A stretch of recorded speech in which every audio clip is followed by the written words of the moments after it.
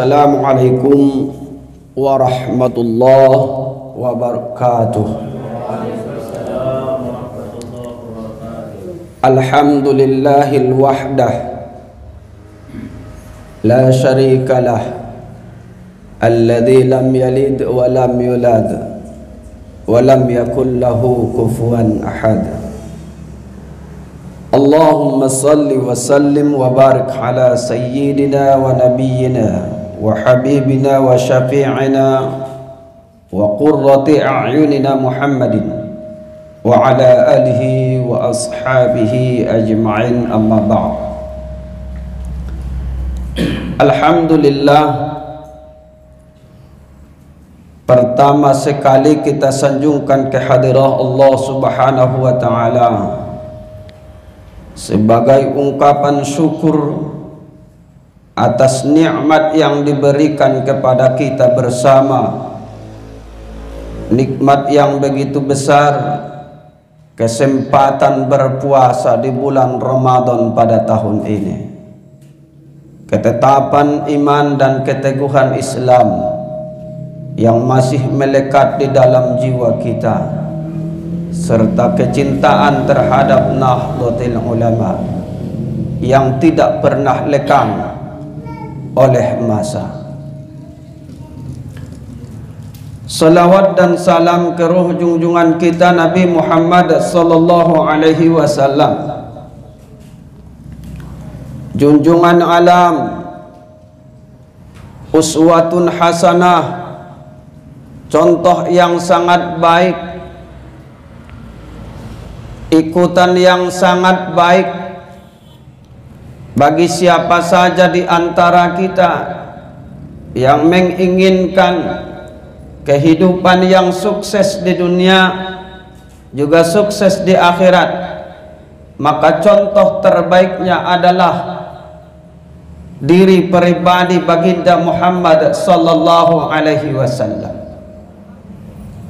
karena beliau di samping sebagai utusan Allah juga sebagai contoh ikutan dan tauladan yang sengaja Allah persembahkan untuk umat manusia demi mencapai kesuksesan hidupnya di dunia dan di akhirat nantinya. Kemudian yang kami hormati al-mukarram wal muhtaram, jajaran ayahanda guru di jajaran Suriah PCNU Mandailing Natal, dan juga al-mukarram wal muhtaram ayah-ayahanda kita di jajaran PC Tamfiz Nahdlatul Ulama Mandailing Natal. Juga yang saya hormati ayahanda MWC yang hadir pada kesempatan ini, dan juga sahabat-sahabat pengurus PC Ansor Mandailing Natal yang terus semangat, giat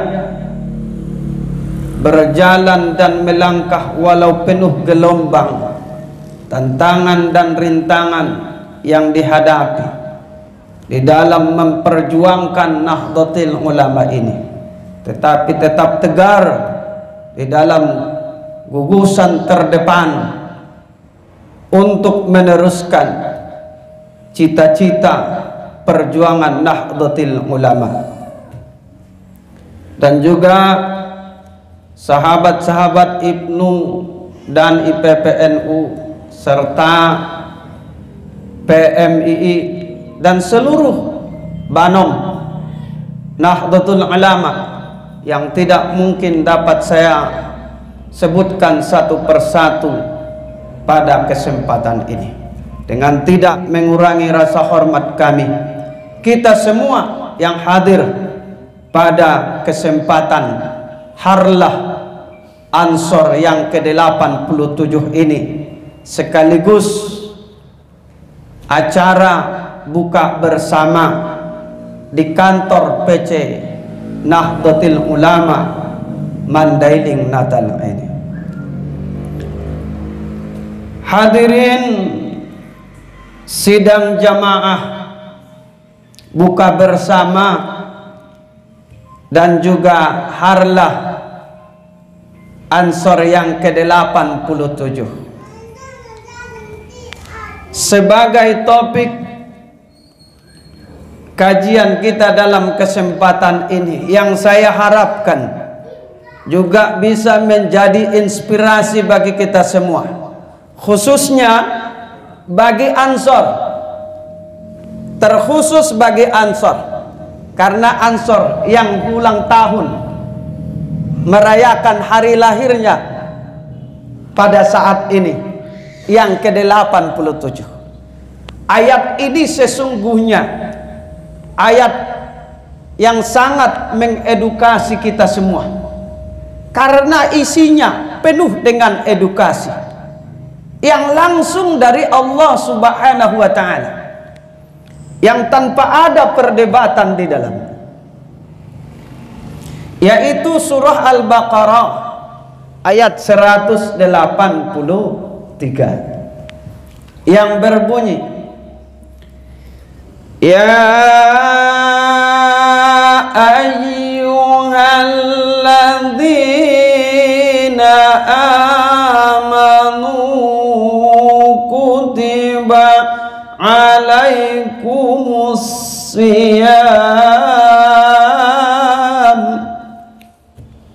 kutiba alaikumus siyam kama kutiba alal ladzina min qablikum la'allakum tattaqun.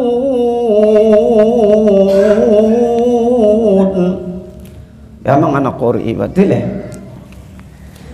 Ayat ini di samping sebagai ayat landasan mewajibkan berpuasa, tetapi ayat ini juga mengandung makna dan tujuan edukatif dari Allah Subhanahu wa ta'ala, bagaimana kita melangkah melakukan satu perbuatan termotivasi atas dasar apa, agar setiap langkah kita benar-benar sampai ke tujuan kesuksesan, mencapai harapan yang cemerlang di masa yang depan.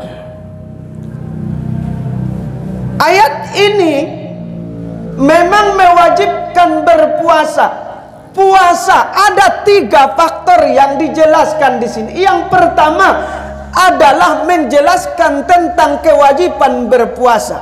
Yang kedua, ending dari puasa itu, hasil daripada amaliyah puasa itu, itulah ketakwaan.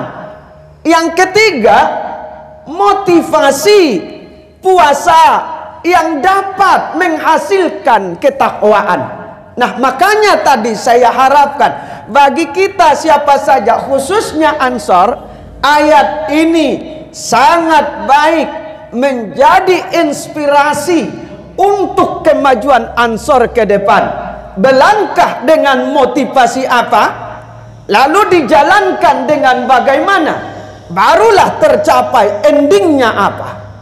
Tentukan endingnya apa, langkahnya apa, dan termotivasi daripada apa. Makanya Allah sudah menentukan dengan motivasi begini, amaliyah yang begini, maka endingnya akan begini. Harus jelas melangkah, jangan samar-samar. Kita harus punya program yang jelas, program yang terang, agar kita bisa melangkah dengan tepat dan benar, penuh dengan perhitungan, tidak salah langkah. Maka berpuasa pun begitu. Yang pertama kita diwajibkan berpuasa. Puasa yang termotivasi dari mana? Dari iman. Makanya di dalam ayat ini yang mendapatkan seruan berpuasa tidak menggunakan ayyuhal muslimun, tetapi ya ayyuhal ladina amanu, orang-orang yang beriman. Iman secara maknanya banyak tafsirannya, banyak pemaknaannya. Kalau kita belajar dari aqaid,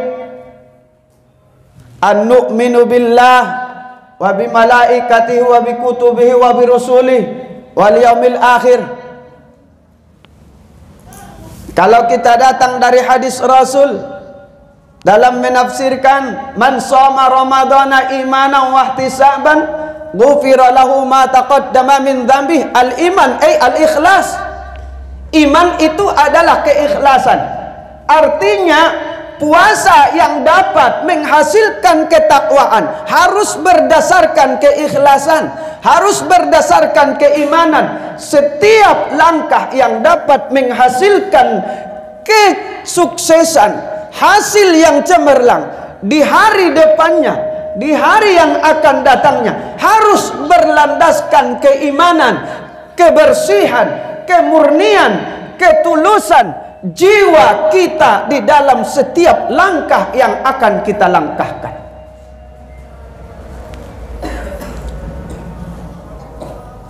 Makanya kalau sesuatu melangkah dengan tanpa iman, diibaratkan bagaikan mobil tidak bersepir. Iman ini kendali utama dalam kehidupan kita. Keyakinan yang teguh, yang menumbuhkan jiwa yang bersih, jiwa yang murni, sehingga menumbuhkan niat yang tulus, yang benar, yang ikhlas kepada Allah Subhanahu wa ta'ala, maka akan mendapatkan amaliyah yang menghasilkan hasil yang cemerlang di masa depannya. Itulah ketakwaan. Kalau manusia hidup tanpa iman, bagaikan mobil tidak bersepir. Ini sudah ada syairnya di zaman tahun 80-an. Manusia tanpa iman bagaikan mobil tidak bersepir. Kalau manusia hidup di dunia, melangkah di atas dunia, melakukan aktivitas di atas dunia dengan tanpa landasan, tanpa patokan, tanpa fondamen, tanpa keimanan, tidak ubahnya bagaikan supir, bagaikan mobil tidak punya supir, akan mudah oleng, yang akhirnya akan terjungkir, tidak akan ada keselamatan dan tidak akan sampai kepada tujuan yang sesungguhnya. Maka Ansor pun ketika melangkah, jadikan momen harlah ini mengembalikan langkah kita kepada langkah awal di mana Ansor ini diciptakan.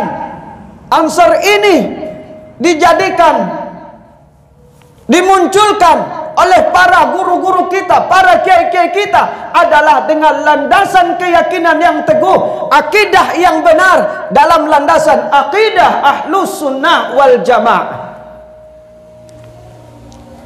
Dimotori dengan keyakinan yang teguh, baru berjalan. Soma, berpuasa. Puasa itu apa sih? Puasa itu kalau secara lugat imsak, menahan diri. Asal menahan itu som. Tapi yang dimaksud di sini al-imsakun nafsi an syahwatil batin wa zahir wa an syahwatil akli wa syurbi an syahwatil farji min tulu'il fajri ila ghurubis syamsi. Menahan dirimu dari syahwat lahir dan batinmu, menahan dirimu dari syahwat makan dan minum, menahan dirimu dari syahwat batin perut, menahan dirimu dari syahwat farji kemaluanmu, mulai terbitnya fajar shadiq hingga tibanya terbenamnya matahari, tibanya saat berbuka puasa.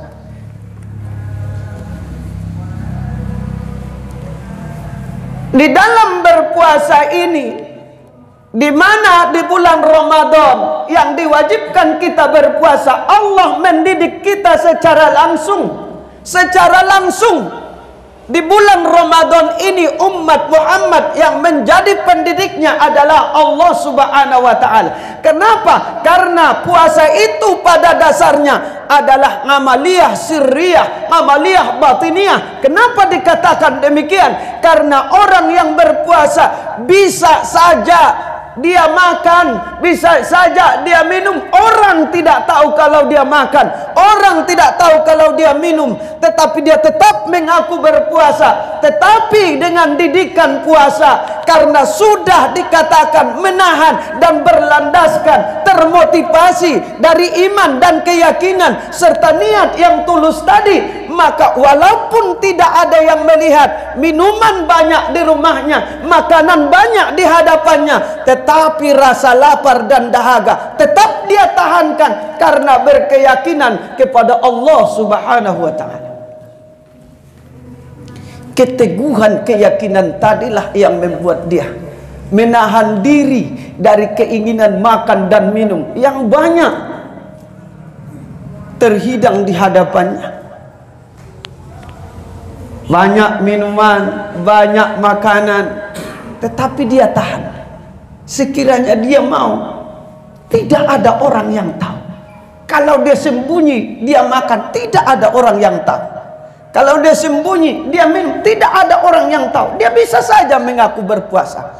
Tapi karena sudah dilandasi oleh keyakinan yang tadi, iman tadi, ketulusan tadi, keikhlasan tadi, maka tidak menggoyahkannya walau tidak ada orang yang melihat. Tapi dia yakin bahwa Allah tidak pernah luput dari pantauan, memantau dirinya. Dia tidak pernah luput dari pantauan Allah Subhanahu wa taala, walau sedetik pun, walau satu gerakan pun dari gerakan kehidupannya.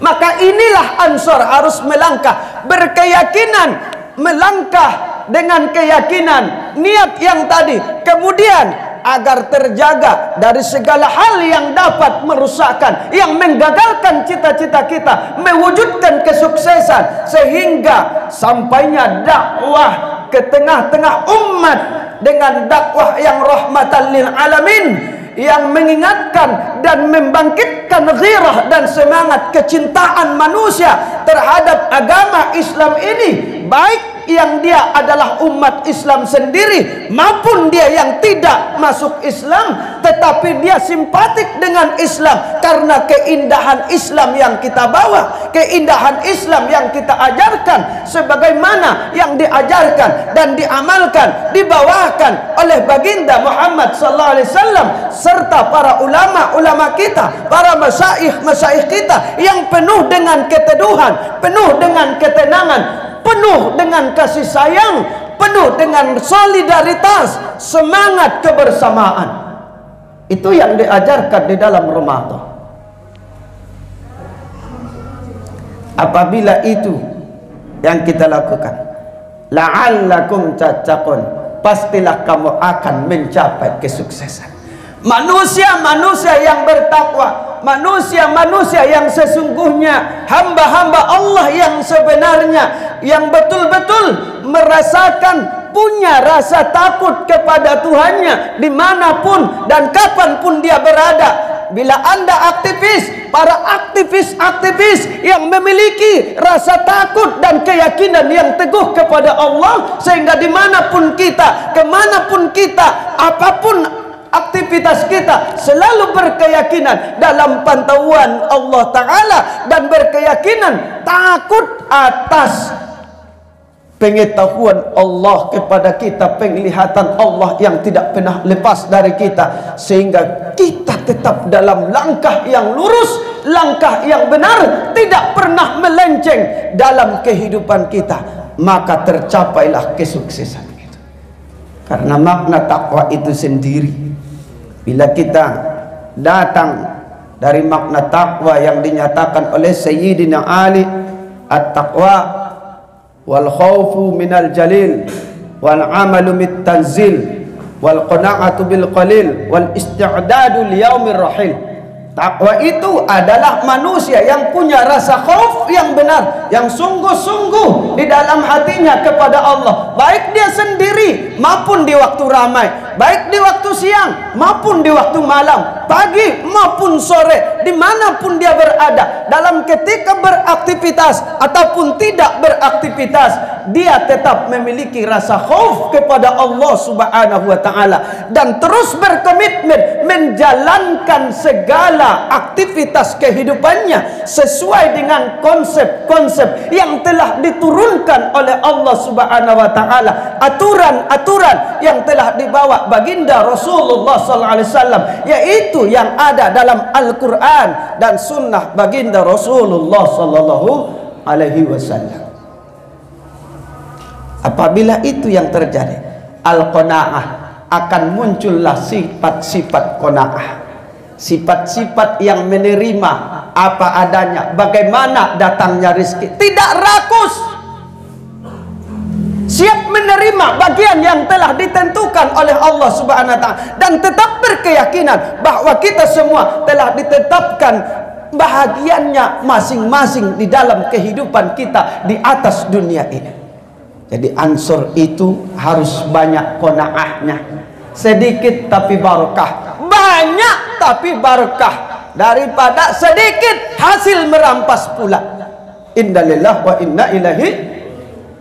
Ansur tidak boleh begitu, sedikit berkah, banyak berkah. Karena apa? Itu hasil qanaah, menerima bagian yang diberikan dan yang sudah ditentukan, dengan ikhtiar apa yang dilakukan, usaha apa yang dilakukan sesuai dengan peraturan, wal amalu bit tanzil, menjalankan sesuai peraturan perundang-undangan, baik undang-undang negara maupun undang-undang agama kita, tidak pernah melenceng. Wal istiqdadu liyaumir rahil, dan selalu berkomitmen semua langkah, semua pekerjaan yang kita lakukan adalah mempersiapkan bekal kita di masa yang nanti, di masa yang abadi, di masa kehidupan akhirat nanti. Dunia ini, artinya ansur itu harus tetap sadar bagaimanapun kita hidup di atas dunia akan tetap berakhir dengan kematian, yang kematian itu sendiri akan berpuncak kepada kehidupan akhirat, kehidupan yang abadi, yang jawabannya adalah dua: sengsara ataukah bahagia, celaka ataukah beruntung, surga ataukah neraka. Harus tetap berkeyakinan. Jadi kita tidak termotivasi duniawi semata kita melangkah dalam dunia, tetapi langkah dunia yang kita tempuh adalah untuk raihan mendapatkan kehidupan akhirat yang cemerlang nantinya. Itulah ketika aktivitas kita, langkah kita di atas dunia dimulai dengan motivasi keimanan, kemudian dijalankan sesuai dengan peraturan yang ada dalam filosofi puasa tadi, sangat indah dan sangat bagus, akan menghasilkan ketakwaan tadi. Itulah yang dimaksud. Kita dididik di bulan puasa ini, selama Ramadan ini, dengan berpuasa, agar kita semua menjadi hamba-hamba Allah yang tunduk dan patuh kepada Allah Subhanahu wa ta'ala, yang tidak pernah satu detik, satu langkah, satu kedipan mata kita pun yang terlepas dari ketundukan dan ketakwaan serta kepatuhan kita kepada Allah Subhanahu wa ta'ala. Saudara-saudaraku hadirin sidang jamaah, pengajian penyambutan berbuka puasa dan hari lahir Nahdlatul Ulama. Inilah sebetulnya sangat bagus ayat ini. Apabila kita mau mengkaji dari segi edukasinya, bimbingannya, tuntunannya, ayat yang begitu indah menjadi filosofi kehidupan bagi kita, pegangan kehidupan, dasar kehidupan dalam melangkah, mengarungi setiap langkah kita untuk mewujudkan cita-cita kita, meraih cita-cita besar yang kita harapkan, yang juga merupakan cita-cita besar dari para masyaikh kita, para guru-guru kita, menyampaikan dakwah Islam ini, menyampaikan agama ini ke tengah-tengah umat dengan penuh keteladanan, penuh dengan keilmuan, penuh dengan kasih sayang, penuh dengan keramah tamahan yang diajarkan oleh ibadah puasa, penuh dengan sikap solidaritas baik kepada sesama kita yang seagama, sesama di antara kita yang berbeda agama, di antara kita dengan bangsa dan negara kita. Agama dan bangsa tidak pernah berlawanan, tetapi agama dan bangsa dua sejoli yang tidak terpisahkan, yang tetap harus sealur selangkah, barulah bisa berjalan sukses. Kalau agama saja tidak akan pernah dapat hidup, karena agama hanya dapat hidup di dalam satu negara. Sebaliknya, negara saja tanpa adanya agama akan amburadul, akan morat-marit, karena tidak ada aturan, tidak ada etika yang membangunnya. Maka oleh karena itu akan terjadi kepincangan. Bila salah satu saja di antara yang dua ini hilang, maka kedua-duanya harus seiring sejalan, selangkah untuk mewujudkan kemakmuran manusia, kemakmuran Indonesia, rakyat Indonesia, tercapainya cita-cita kemerdekaan bangsa Republik Indonesia ini yang diharapkan oleh para pendiri bangsa, termasuk para sesepuh kita di Nahdlatul Ulama. Ini harus kita tetap. NKRI itu harus kita pertahankan. 4 pilar bangsa itu harus kita pegang teguh sebagai warga negara, dan itu wajib sebagai warga negara, dan bisa wajib menurut hukum agama, karena al-adatul muhakkamah, hukum negara, hukum kesepakatan yang bisa membawa maslahah yang lebih besar diadopsi oleh hukum agama, maka dia juga bisa menjadi wajib dalam pandangan syariat. Artinya ketika kita melanggarnya sama juga berarti dengan melanggar ajaran syariat agama. Tidak betul dan tidak benar kalau negara kita ini bertentangan dengan agama, asas-asas negara kita bertentangan dengan agama. Sungguh tidak benar, dan itu pembodohan. Sungguh negara Republik Indonesia ini adalah negara yang diselaraskan dengan agama, bukan agama yang diselaraskan dengan negara, tapi negara yang diselaraskan dengan agama. Makanya Indonesia ini dapat bertahan dari segala bentuk benturan-benturan yang ingin menghancurkan bangsa ini, rakyat Indonesia ini, tetapi tetap teguh berdiri di atas bumi NKRI.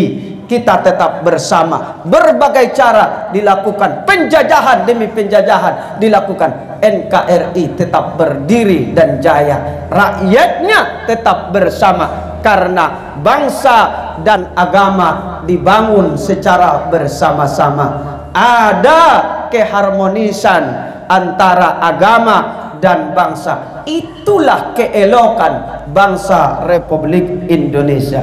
Ini yang harus kita sampaikan. Tugas kita Ansor menyampaikan kepada saudara-saudara kita, bagaimana dikotori pemikiran-pemikiran saudara-saudara kita. Banyak dikotori pemikiran mempertentangkan antara agama dan bangsa. Kita harus menjadi gugus terdepan, menyatakan dengan berani dan yakin, Indonesia negara yang tidak bertentangan dengan agama. Indonesia adalah yang diselaraskan dengan agama, dan agama yang sangat dihargai dan dihormati dan dijadikan di tempat yang tinggi di dalam negara Republik Indonesia. Demikian saja yang dapat saya sampaikan dalam pada kesempatan ini. Semoga dari apa yang saya sampaikan ini bermanfaat bagi kita semua. Demikian saja.